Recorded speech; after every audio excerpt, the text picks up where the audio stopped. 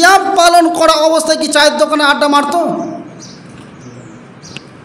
যদি মানুষ সিয়াম পালন করত, আল্লাহ যেহেতু বলেছেন এই সিয়াম মানুষকে অন্যায় কাজ থেকে ঠেকায়, অন্যায় কাজ থেকে বিরত রাখে, এই সিয়াম মানুষকে আত্মসংযম অর্থাৎ অন্যায় কাজ থেকে বিরত রাখে, তাহলে এবার বলুন এই সিয়াম যদি আপনাকে অন্যায় কাজ থেকে বিরত রাখে, এবার বলুন আপনি যে আপনার চাচার যে গীবত করলেন চায়ের দোকানে গো, কেন শরম হয় না?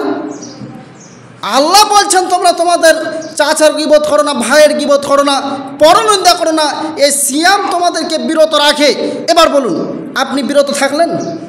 তা আপনি সিয়াম থাকলেন না, কি থাকলেন? রোজা। আর রোজা হচ্ছে উপাস থাকা।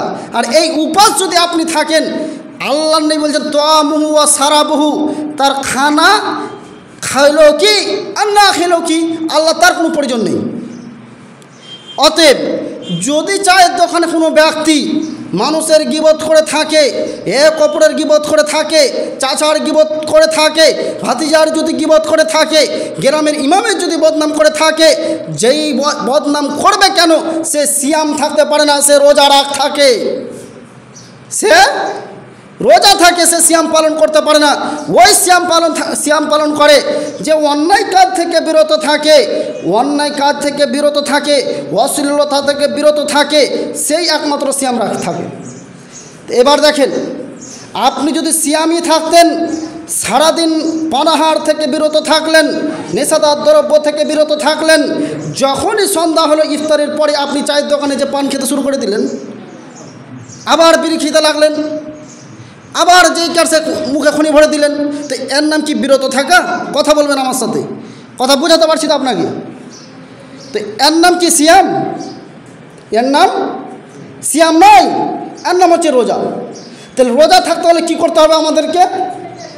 অন্যায় কাজ থেকে বিরত থাকতে হবে। যাবতীয় অন্যায় কাজ, যত পৃথিবীতে অন্যায় কাজ আছে সমস্ত কাজ থেকে বিরত থাকতে হবে। মানুষ যদি নেশাদার দ্রব্য থেকে বিরত থাকতে পারে, মানুষ যদি নিজেকে হেদায়েত প্রাপ্ত মনে করে, তাহলে মানুষ এই রমাজান মাসেই হেদায়েত প্রাপ্ত হবে, নচেত অন্য কোনো মাসে হেদায়েত প্রাপ্ত হবে না, হেদায়েত প্রাপ্ত হবে না। মানুষ যদি নেশাদার দ্রব্য ত্যাগ করতে পারে তাহলে এই মাসেই ত্যাগ করতে পারে, কারণ আল্লাহ তাআলা যেহেতু বলেছেন এই মাসটা হচ্ছে কি লাআল্লাকুম তাত্তাকুন, যাতে তোমরা আল্লাহ ভীতি অর্জন করতে পারো, যাতে তোমরা আল্লাহকে ভয় করো, যাতে তোমরা আল্লাহকে ভয় করো, এ কথা আল্লাহ ভয় করে, এ কথা আল্লাহ বলেন। তাহলে এবার বলুন আপনি যে ইফতারের সঙ্গে সঙ্গেই যে চায়ের দোকানে যে আড্ডা মারছেন, সেখানে যে ভাইয়ের গীবত করছেন, তো এটা আল্লাহকে দেখে ভয় করা হলো? এটা আল্লাহকে দেখে ভয় করা হলো না। কারণ রাসূল সাল্লাল্লাহু আলাইহি ওয়াসাল্লাম বলেন কোনো ব্যক্তি যদি নেশাদার দ্রব্য পান করে তাহলে তার 40 দিন সালাত কবুল হয় না, তার 40 দিন সালাত কবুল হবে না। তাহলে আপনি যে সিয়াম পালন করলেন, নেশাদার দ্রব্য পান করলেন, তো এবার সিয়াম কি হলো আপনার? সিয়াম হলো না। কি হলো? রোজা। রোজা হচ্ছে কি? হচ্ছে কি? উপোস থাকা। হিন্দুরা যেমন 2 দিন সকালে খাবে, রাত্রি খেয়ে নিল, সারা রাত খাবে না, সারা দিন খাবে না, সন্ধ্যার সময় আবার খাবে, এটা হচ্ছে উপোস থাকা ওদের। এটা হিন্দুদের রীতি নেওয়াজ হচ্ছে কি এই মুসলমানের। মুসলমান যদি অন্যায় কাজ থেকে বিরত না থাকতে পারে, এই মুসলমানও কী থাকলো? রোজা থাকলো। কিন্তু সিয়াম থাকতে সবাই পারে না। এবার ফাহুয়া মুত্তাবিউন, আপনাকে একটু বলে দিই, এই রমাজান মাসে যদি নিজের মনকে যদি বিরত রাখতে পারেন, এই মনের সাথে যদি জেহাদ করতে পারেন, এবার বলুন জেহাদ কাকে বলে? জেহাদ কাকে বলে? নবী করিম সাল্লাল্লাহু আলাইহি সাল্লামের সাথে সাহাবীগণ যারা জেহাদ করেছেন, জেহাদ করে নিজের জীবন দিয়ে দিয়েছেন, রক্ত জমিনে পড়ে সাথে সাথে তারা শহীদ হয়ে গেছেন, শহীদের স্থান হচ্ছে জান্নাত। শহীদের স্থান হচ্ছে কোথায়? জান্নাত। এই পৃথিবীর বুকে আপনাকে একটা জেহাদ বলে যাচ্ছি, এবার দেখেন জেহাদ করবেন কার সাথে? ফাহুয়া মুত্তাবিউন, মনের প্রবৃত্তির অনুসরণ যদি না করেন সেটা হবে জেহাদ। এই যে নেশাদার দ্রব্য পান করছেন, এই খনি খাচ্ছেন, এই বিড়ি পান করছেন, বিড়িটাই হচ্ছে নেশা। আজকে যদি তওবা করেন, আমি আজকে আমার মনের সাথে আমি জেহাদ করব, এই নেশা আমি আমার মুখে ঠেকাবো না, এই জর্দা দিয়ে পান আমি আমার মুখে ঠেকাবো না, আমি আবু তালেব, আমি এগুলো মুখে ঠেকাবো না, এই কথা যেদিন আপনি বলবেন, নিজের মনের সাথে যেদিন জেহাদ করবেন, ওয়াল্লাহি আল্লাহর কসম করে বলে যাচ্ছে আপনাকে, ওয়াল্লাহি আল্লাহর কসম করে বলে যাচ্ছে আপনি জিহাদের সমপরিমাণ নেকি পাবেন যদি এই নেশা ত্যাগ করেন। তাহলে এই নেশা যদি ত্যাগ করেন তাহলে জিহাদের সমপরিমাণ নেকি পাবেন, এ কথা রাসূল সাল্লাল্লাহু আলাইহি সাল্লাম বলেন। তবে আজ আপনি এই রমাজান মাস হচ্ছে আল্লাহকে ভয় করার মাস, কিন্তু আপনি মূর্খ, জাহেল, অজ্ঞ, অশিক্ষিত মানুষ, এখন পর্যন্ত আপনি সকাল 10টায় কি, সকাল রাত 4টায় কি, বিকাল 4টায় কি চায়ের দোকানে বসে আপনি চা পান করছেন। শরম হয় না? আপনাকে দেখে আপনার ছেলে কি শিখবে? নিজের বিবেকে বাধা দরকার যে আমার বয়স 30, 35, 40 আপ হয়ে গেছে, আমি সিয়াম পালন করি না, রাস্তা যে আমি খনি খেয়ে বেড়াচ্ছি, এটা শরম লাগে না আপনাকে? বিবেকে বাঁধে না? রাসূল সাল্লাল্লাহু আলাইহি সাল্লাম বলেন এই মাস হচ্ছে নিজেকে আত্মসংযম করে থাকতে হবে, অন্যায় কাজ থেকে বিরত থাকতে হবে, এই কথা রাসূল সাল্লাল্লাহু আলাইহি সাল্লাম বলেন। তাহলে এবার বলুন, আপনি কি রাসূল সাল্লাল্লাহু আলাইহি সাল্লামের কথাকে অনুসরণ করলেন না করলেন না? রাসূলের কথাকে মানলেন না। রাসূল সাল্লাল্লাহু আলাইহি সাল্লাম বলেন এই মাস হচ্ছে আত্মসংযমের মাস, অন্যায় কাজ থেকে বিরত থাকার মাস। সিয়াম পালন করলেন, মাগরিবের সালাত আদায় করলেন, তারাবিতে ফুল মসজিদ সালাত আদায় করলেন, সেহরি খাওয়ার পরে মাত্র মসজিদে 14 জন মানুষ, বাকি সবাই ইফতারি করলো, তারাবি পড়লো, ঘুমিয়ে গেল, সবাই মৃত্যুবরণ করে নিল। আবার যখন সকাল 7টা হয়েছে সবাই চেতন হয়ে গেল। কি ফজর নামাজ তাদের জন্য কি নাই? আমি বুঝতে পারি না এই কথা। রাসূল সাল্লাল্লাহু আলাইহি সাল্লাম বলেন এই মাস থেকে তোমাদের এই মাস হচ্ছে অন্যায় যাবতীয় কাজ থেকে বিরত থাকতে হবে। তাহলে আজ আপনি অন্যায় কাজ থেকে বিরত থাকলেন না কেন? অন্যায়ের সাথে জড়িত কেন?